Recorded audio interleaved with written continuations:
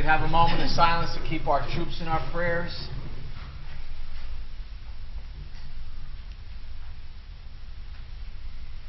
Thank you. Dennis, pledge. Pledge allegiance to the flag of the United States of America and to the republic for which it stands, one nation, under God, indivisible, with liberty and justice for all.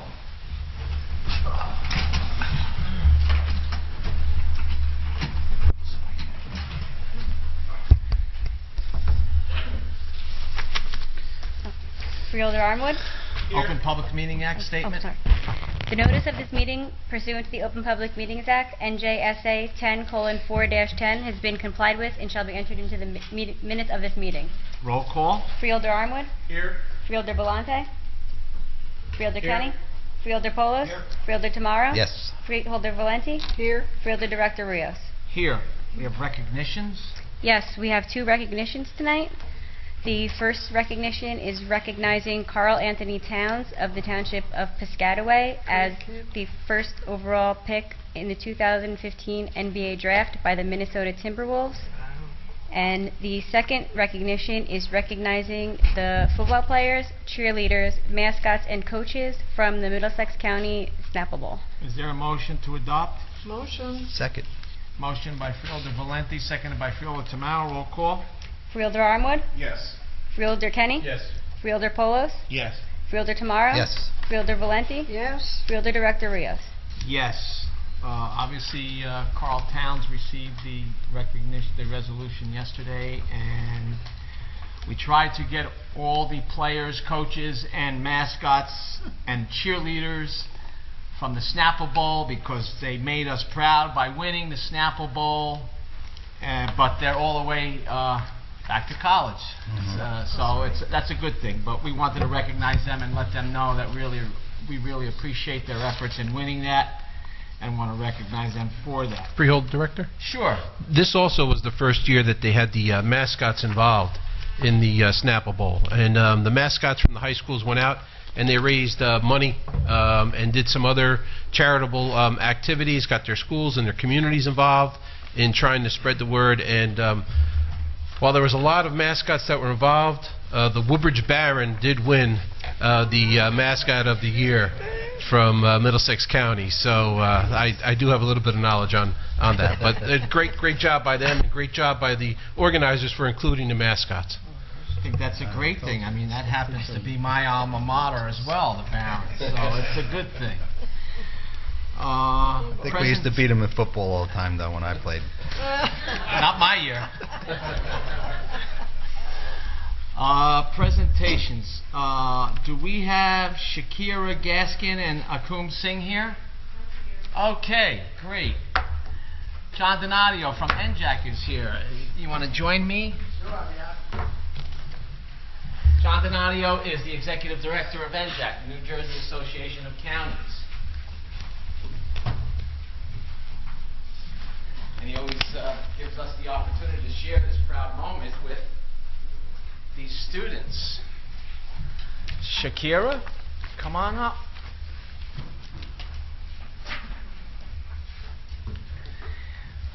This is presented by NJAC. This is a scholarship, and I'm going to give John the mic in a few moments. But Shakira is a graduating senior.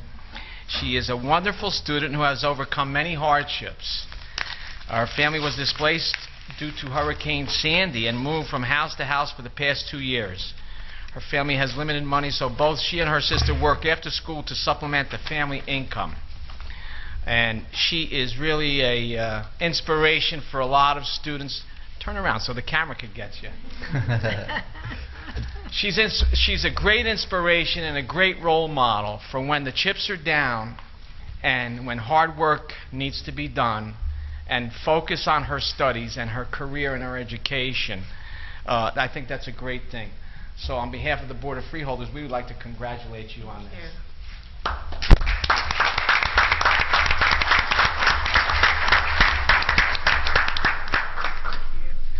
John, you want to?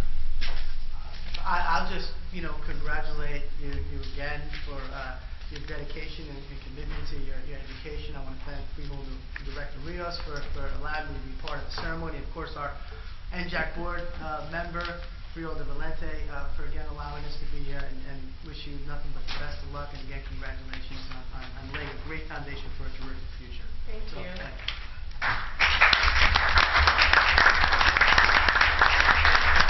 Would you like to say something? Well, I wasn't expecting to get this. I actually got a call from my aunt. The phone call got to my aunt about me having this scholarship, and this is going to be really a good help to me with as far as financial aid and stuff to pay for college. I was actually like, what am I going to do? Because I'm going to be commuting, but actually now since I got this, maybe I might be able to dorm now so that I won't have to commute, because commuting is about a half an hour away and my car is like on and off. But again, I just want to say thank you so much for this. Congratulations.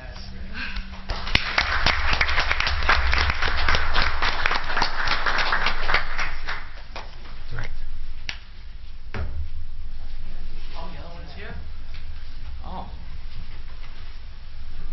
Akum Singh? Great. Acom, I'm sorry. You want to turn around? Okay. Acom is a young woman who was parented by a single mother. This young lady has worked to help support her family since she was a freshman in high school. She never feels less fortunate than her peers that may have greater means. And she accepts responsibility and runs with it. She is a young woman of great integrity and ability. Her college choice is right here, Rutgers. So congratulations. Thank you so much.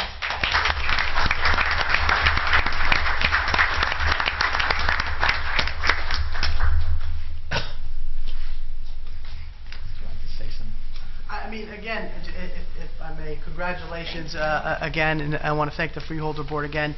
And also, I have to thank Investors Bank and PSE&G for their generosity and commitment to the communities in which they serve. I can tell you the NJAC Foundation over the past 4 years have given away $140,000 worth of scholarships to over 200 county vocational technical school graduates who are continuing their education right here in New Jersey. That's something we're very, very proud about, and we're hoping to increase our giving next year as well. So congratulations to you again for dedicating yourself to your education, and I know you're going to have a great future. So thank you, Freeholder. Thank you. Would you like to say something? I actually didn't know about this scholarship till the day I graduated. So I was sitting with my fellow peers and we were all really excited. And then my name was called up on stage and I almost fainted. I had no idea what to do.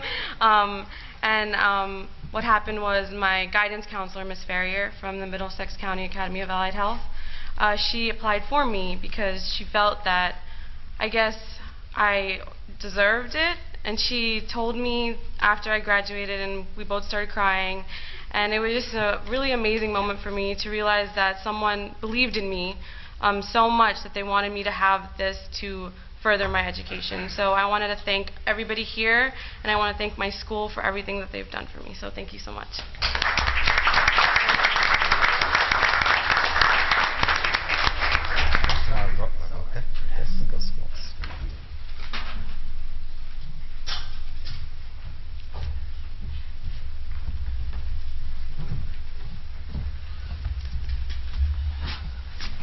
Okay.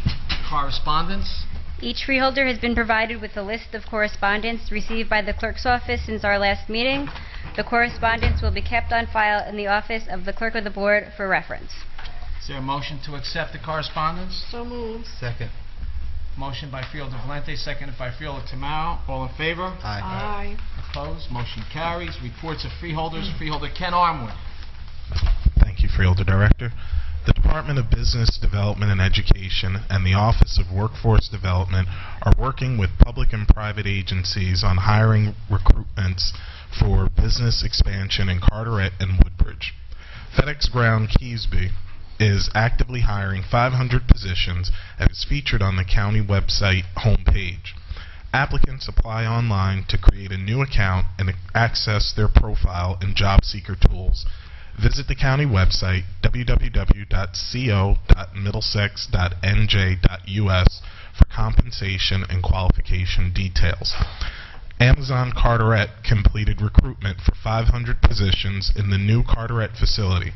The recruitment was featured on the county website for job seekers access to an online application.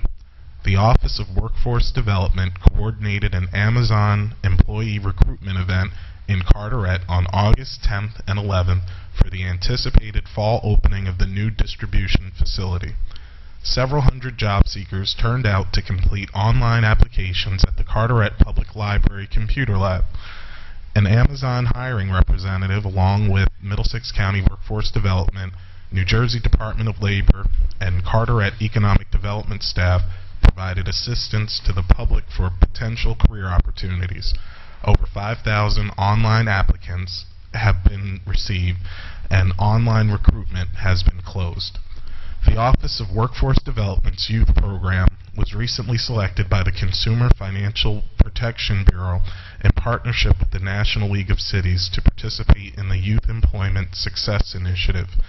The program will integrate financial capability services into the youth program's year-round services. Staff will utilize curriculum that will teach participants about financial literacy, including budgeting, banking, money management, establishing good credit, and developing positive financial habits. The program will enhance follow-up services which are provided to youth who complete their GED, occupational training, and work readiness programs. The project is slated to begin this fall. Planning is underway for the Office of Workforce Development's annual job fair, which will be held on Wednesday, September 30th, 2015, from 9 a.m. to 1 p.m. at the South Brunswick Community Center. Businesses with job openings are encouraged to participate. Call 732-745-3970 for additional information, or search job fairs at www.co.middlesex.nj.us. The Office of Cultural and Heritage is in partnership with the Office of Aging and Disabled Services announces that Expressions, Middlesex County Traveling Art Show, celebrating the 25th anniversary of Americans with Disabilities Act, has opened at the Middlesex County College Studio Theater Gallery, 2600 Woodbridge Avenue, Edison. Visit the county website and search Expressions for gallery hours. And lastly, I'd like to congratulate the staff and the students at the Middlesex County Academy for Science, Mathematics, and Engineering Technologies for being recognized by Newsweek as the number 7 high school in the United States of America for 2015. Great job by the staff and the students there. They always do a great job and make us proud. Thank you. Thank you, Freeholder Armwood. Freeholder Charles Kenny. Thank you, Freeholder Director. Just a couple quick items tonight. On your on our agenda for tonight is 151440, which is the county fiscal or financial audit. It's up for approval by the board tonight. Once again, the auditor has found our fiscal house to be in order and has made no recommendations. I asked Director Peretti how long has it been since we've had recommendations, and he says that at a minimum a decade we've worked without having recommendations here, and that is not an easy task. So I want to thank the all those that put in the hard work in the county departments, and it starts at the bottom and comes on up because everybody has to follow the rules that we lay out there. So I want to thank all our county department heads, the staff of the finance office, those that make up the staff, Director Peretti, past director Al, Mr. K. I don't want to mess up his name. He wasn't here long enough for me to learn it, so I'll just go with Mr. K. And the previous and current freeholders that were here before me, they put together the fiscally sound, cost-effective policies that have been put in place, but has helped us to also keep an efficient county government operating. So congratulations to all those that came up. So we had a great audit. And the other item is 151444R, and once again that's another audit. It's in regards to our transportation. We've met all the Federal Transportation Administration requirements. as outlined in the Uniform System of Accounts. This audit found the county operation fiscally sound, and it helps to ensure that we will receive from New Jersey Transit our federal transportation assistance, which is annually about $700,000. So congratulations to everybody, and I ask the board to approve or vote yes on these 2 items tonight. That's all I have, Director. Thank you. Freeholder H. James Polos. Thank you, Director. I'd like to start off by kind of dovetailing onto Freeholder Armwood's comments to compliment him and the VOTEC staff for the outstanding work that they do. Read that article about, I guess, 7th and 15th and 39th bronze and silver and gold awards, so congratulations to you and the entire staff. They do a wonderful job there. I handed out tonight to the members of the board our first rewards program card. This is a program that we've created for the volunteers. As you know, we've been putting together a multifaceted approach to try to retain and recruit volunteers within our county, and one of the key elements to that is trying to create additional incentives for those hardworking volunteers who take time away from their work and their family to provide emergency services in our county. We have partnered with the Middlesex County Regional Chamber of Commerce, and we now have our municipal officials, our municipal EMS and fire personnel going out and soliciting local businesses. I just heard from the fire marshal that I guess Plainsboro already has how many businesses interested? 30? So, and the program really basically is a simple one. We were able to get these cards donated and printed, and they'll be issued through the local fire chief, local first aid captain, to their volunteers, and they can utilize these at various merchants throughout the county to get different discounts and other types of rewards. So it's just one other way that collectively we can say thank you to our volunteers. In that vein, we have completed now 3 tables, if you will, where we have myself and some of our staff and some of our volunteers. I want to thank Carol Burns as well. We've been actually going to malls on weekends and also at the county fair trying to solicit new volunteers. We've successfully signed up 25 interested parties at 3 different venues, including Woodbridge Mall, Menlo, East Brunswick Mall, and at the fair. So being out there and being visible certainly has created at least some interest. We were contacted recently by the Home News. They're going to be proceeding with a series of articles on volunteerism, which we think will also help stimulate some interest. And we've been working with someone in Wisniewski's office in trying to help promote the legislation that he drafted, predicated upon the resolution this board did, creating a statewide task force on volunteer recruitment and retention. We believe that that's a critical element, and we're hoping to get bipartisan support. We've had contact already from Morris County, from Monmouth County, from Somerset County, and legislators on both sides of the aisle expressing interest in that initiative. And in fact, it took a few minutes to speak to John Donadio outside since he was here today to get the support of NJAC for that as well. That legislation will create a statewide task force to truly evaluate this issue in a holistic way and hopefully be able to come up with some good plans for the future. We also worked this week on the second phase of our Middlesex County fire safety video that we are producing and filming on our own. I want to thank the Fire Marshal's office and all the staff for their help and many of the volunteers who were with us during that process. Last but not least, and forgive me, members of the board, I don't have the letter in front of me. I don't want to misquote, and if I do, Warden, you correct me, but we received a letter, I believe it was a few short weeks ago, from the state highlighting the successes of our juvenile system and our juvenile facility. And I was extremely pleased with the letter. Usually when you get a letter from a state agency, it's pretty benign, pretty kind of vanilla in its commentary, but the cover letter really spoke robustly about what a wonderful facility it was, the care, the attention, the detail, and the level of service that's being provided to the juveniles who are within that facility. And that's a real credit to the entire staff, from the warden right on down to all the folks who are handling the juvenile facility. So great job, Warden. We're just talking about that great letter we got from the state regarding our juvenile facility, and compliments to you and the entire staff. Thank you, Director. Thank you, Freeholder Polos. Freeholder Charles Tamaro. Thank you, Director. First, I want to congratulate Freeholder Polis for doing an outstanding job on working with our volunteers, and how difficult it is, to retain and recruit volunteers these days because of the work. It becomes the hard work that it takes to become a volunteer. 120 hours to become an EMT, continuing courses in EMTs, the fire academy, to go through classes at the fire academy to be a volunteer fireman. It takes a lot and a lot of effort to do that, and whatever we can do to help our forces, this is a great idea, and hopefully continue it, and the state comes through too, because they need to absolutely come to the plate to help out. Thank you. I'm happy to report that the Plays in the Park recently concluded another successful season with over 23,000 people attending the 3 musicals. It was a season that appealed to everyone.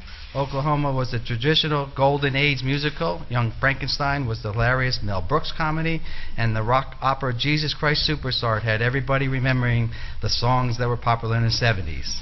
Next on stage at the Stephen J. Capestro Theater in Roosevelt Park is our 10th annual free Labor Day weekend concert on Sunday, September 6th. The main attraction will be Shirley Austin Reeves, the original singer from the Shirelles, and if you remember their songs, Will You Love Us Tomorrow, dedicated to the one I love, Baby It's You, and Soldier Boy, and many, many more. And the second group performing is the highly acclaimed the Mahoney Brothers with Jukebox Hero Show, and they will be doing the Beatles, the Beach Boys, Elvis Presley, Everly Brothers, Willie Nelson, Neil Diamond, Buddy Holly, and a few more. The concert begins at 4 and the gates open at 3, so bring along chairs and you'll have a great evening. And remember, it's free. And speaking of concerts, we enjoyed the lovely summer with a packed audience at our free summer concert series in Spring Lake, Warren, Thompson, and Raritan Bay waterfront parks. If you missed these concerts, there's still one more left on August 26th at the Raritan Bay waterfront park.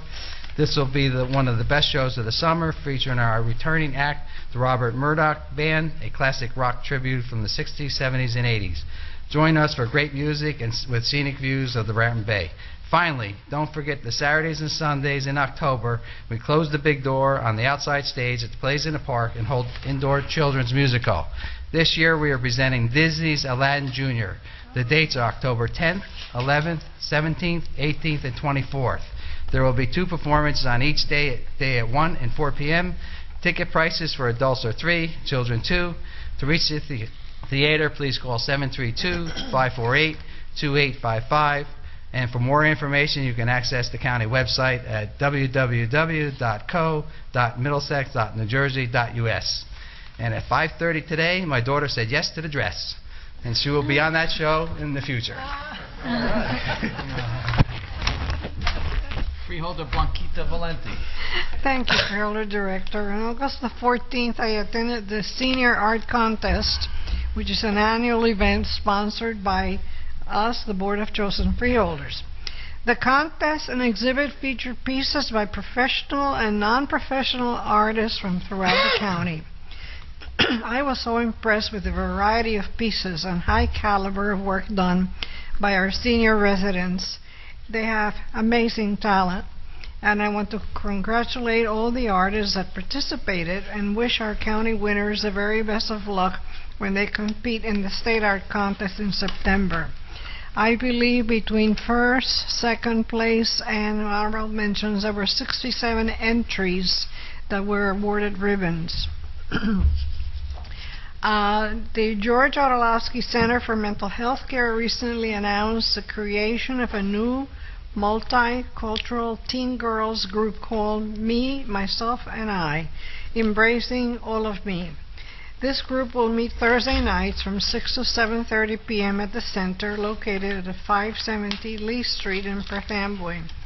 The group provides teen girls who have experienced some type of trauma, loss, and or who have engaged in some form of self-harm with a safe place where the emphasis is on themselves and their relationships with others, while encouraging the development of positive female relationships. For more information about the group or about mental health services available through the Orlowski Center, please visit the county website or call 732-442-1666.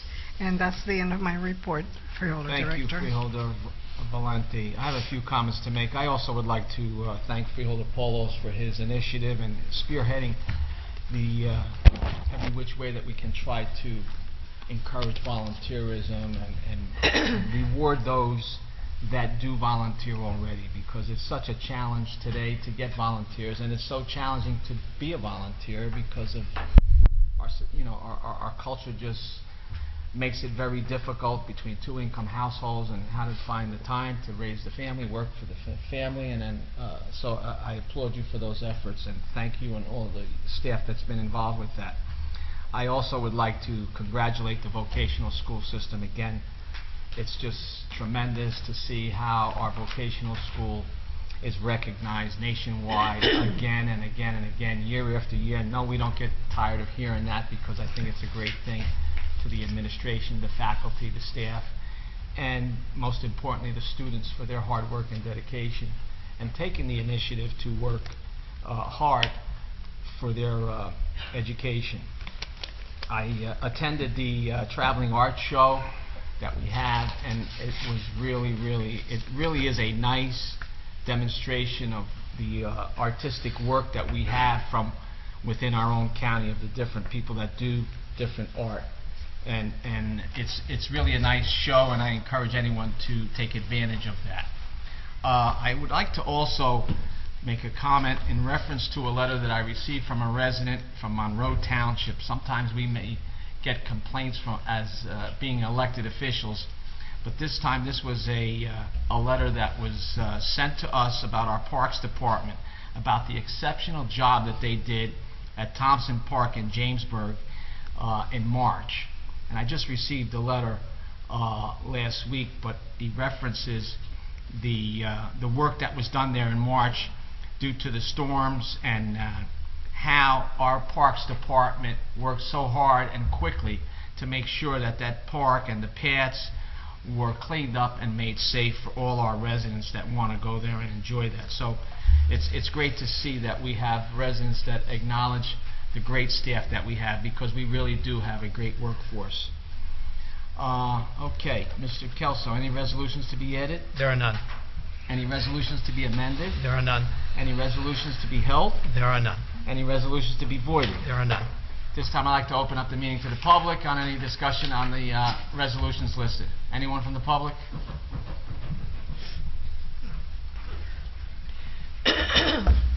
Good evening, Mr. Chairman, members of the board. My name is Charles Cradaville. I'm from New Brunswick. I'll try to be quick. Starting on page 7, 1463, authorize approval and execution of consent agreement and final order with the EPA. Can you tell me what's the nature of this agreement? Which resolution? At the bottom of page 7, the last one.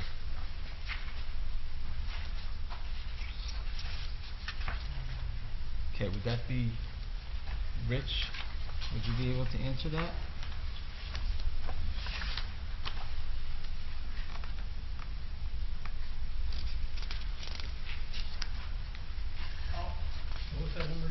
It's 1463. 1463. Can you answer that? Well, I'm not exactly sure which one it is. I think it's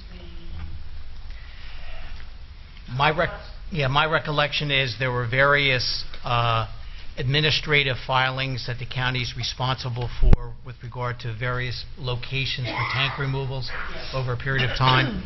And this categorized and identified all of those locations and the fees and costs associated with that. So did the county do anything wrong? There were some administrative penalties associated with filings going back many years, and this was intended to just clean all that up and get a final agreement with the EPA. Okay, and as part of the agreement, is there a fine going to be paid? Is there an amount? There is a fine. I don't recall the amount. There is a fine associated with it. I mean, before the freeholders approve this resolution, it would make sense to know how, at least approximately, how much the county's going to pay. I don't recall exactly, but it's somewhere, it's under $50,000. I know that, but I don't recall the exact amount. Okay, and it's exclusively for problems with underground storage tanks? Yeah, I think it's all regarding underground storage tanks, different locations, yeah. And this goes back a number of years. Okay, and this would make everything okay with the EPA? Brings it current, yes, brings it all current. I'll move on to the next page. This is the New Brunswick Bikeway, 1470. Is there an update on when that'll be finished?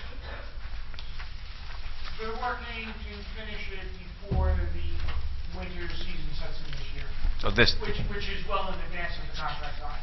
Right, okay. And is there a ballpark figure on the total cost? I don't know the Close to offhand, but $9 million. it's staying within the reasonable budget that we've acted on so far. So about $7 million? In that, I don't think it's even that much, maybe 6.5 to 7. Okay, and that, just to be clear, that would make it the most expensive bicycle lane in New Jersey, right? I don't know about that. And paid for by the federal government.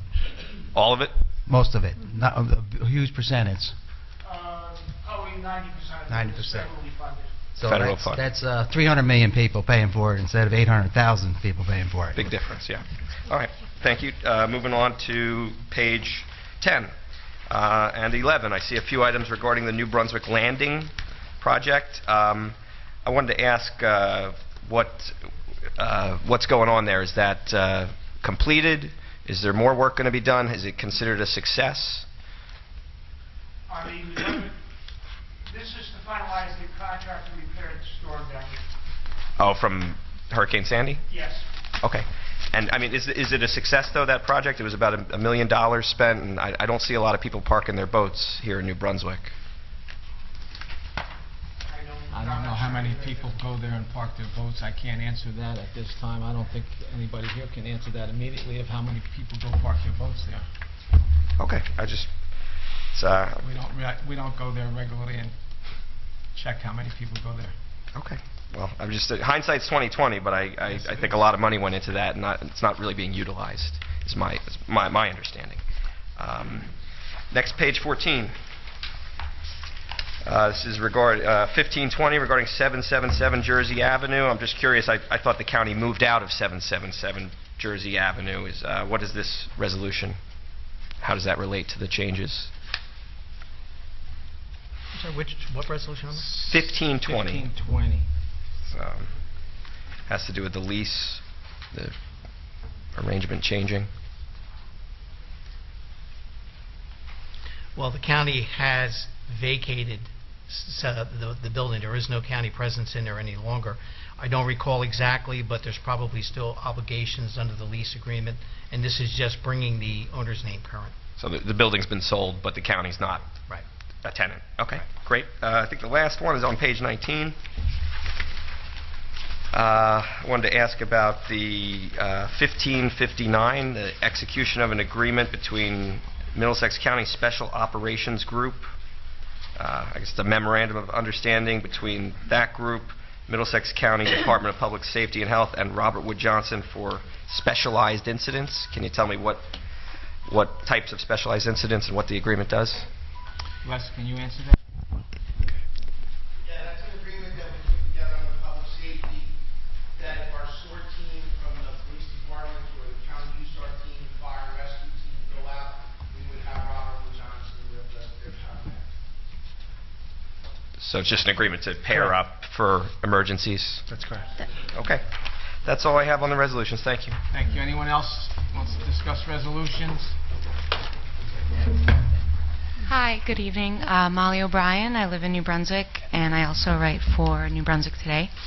I just had a few questions about Resolution 151570 on page 21, and that's involving the training for drone operations. And so I was just wondering if the county had any plans to purchase unmanned aerial vehicles. 1571?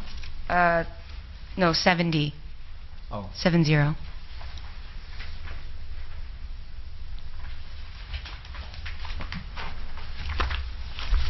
No, there's no plans that I'm aware of right now currently to purchase any drones. Mhm. This is an initiative through the prosecutor's office, and I believe that it's a orientation for them to become familiar with it, recognizing that sometimes our agencies have interworkings with other agencies which may have those, either at the state or federal level. Mhm. So I think this is more a familiarization of it and an introduction to it, but there's been no initiative by the board, and to my knowledge, not by the prosecutor's office, although he's somewhat autonomous, with respect to the purchase or recommending the purchase of same.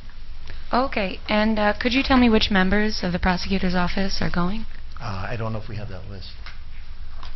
I don't think we have that list. Okay. All right, thank you. Thank you.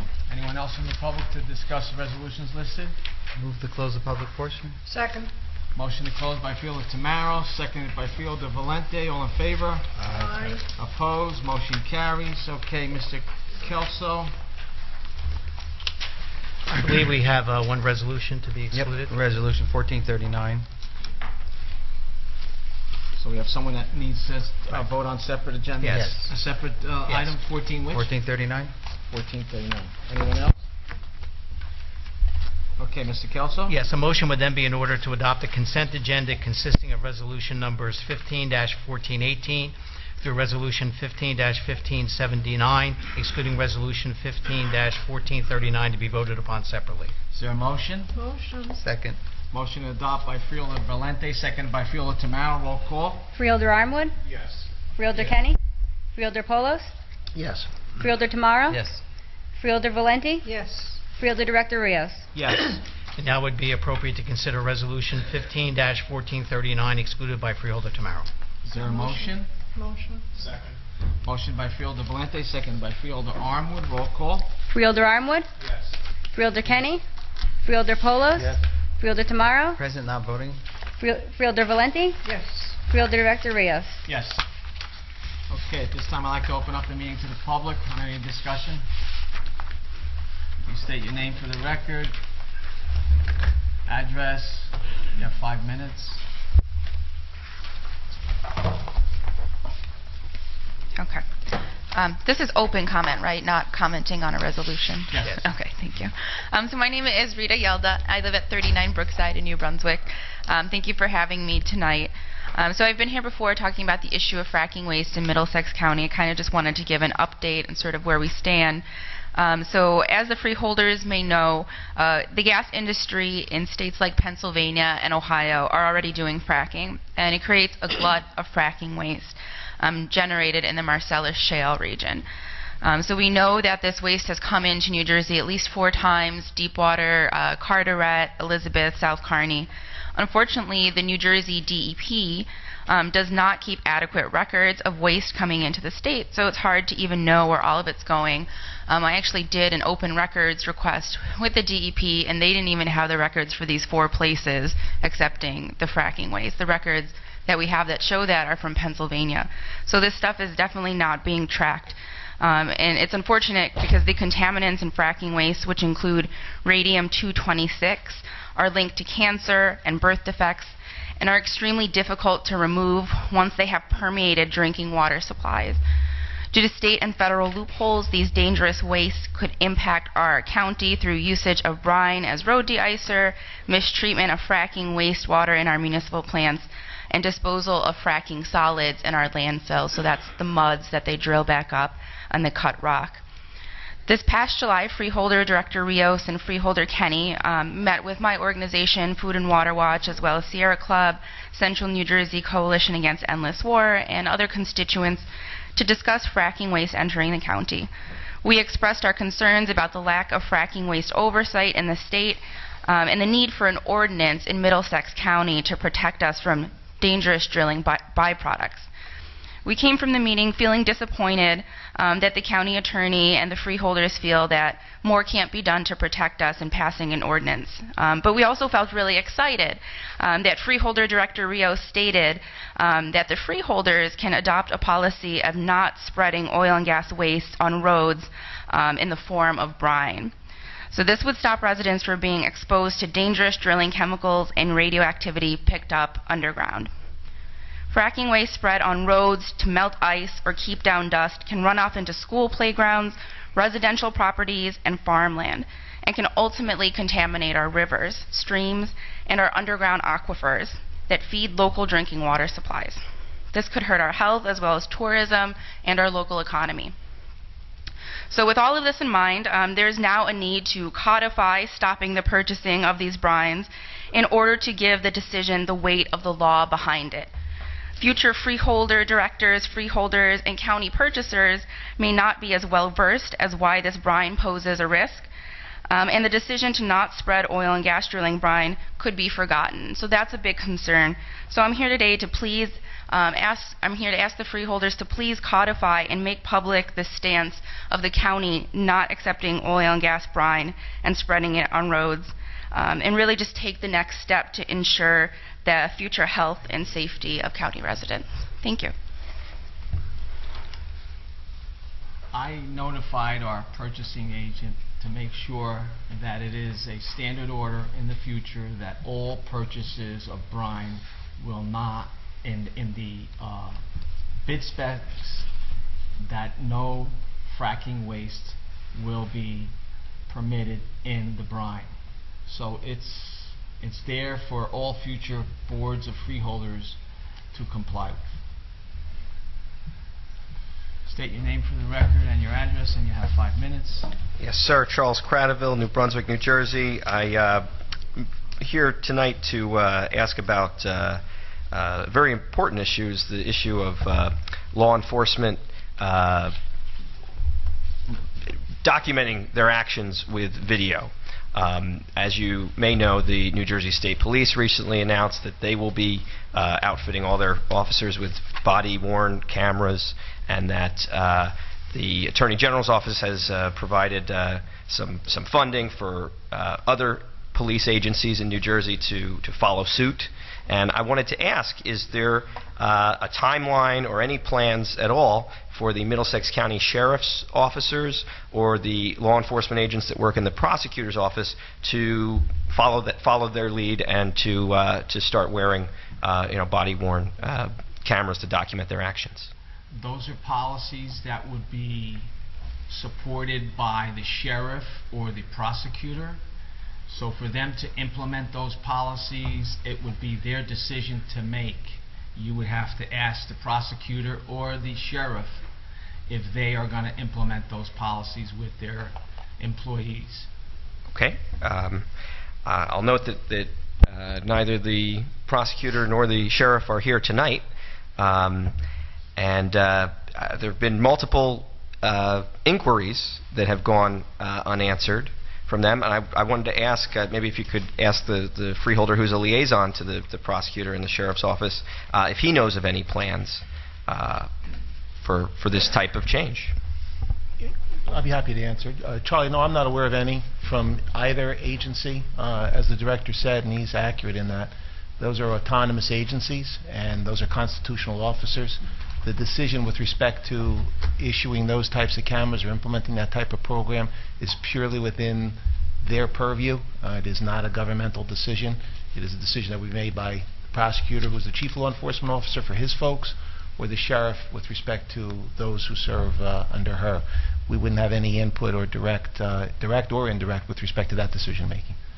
That's purely an operational issue. Okay. Well, I would urge the freeholders to use your clout and your power to influence the constitutional officers to pursue that. This has now been almost a month, if not longer, since the state police said that they were going to do this, and that the Attorney General said that we're going to have this pool of funding. It would be prudent to try to get some of that funding. I haven't heard an argument against the officers wearing these cameras. I think it's would be beneficial to all involved, including the officers, and it would potentially save the county money from lawsuits and grief from lawsuits, things like that, as well as hopefully exonerating innocent people and ensuring that folks who do wrong are punished, whether they have a badge or not.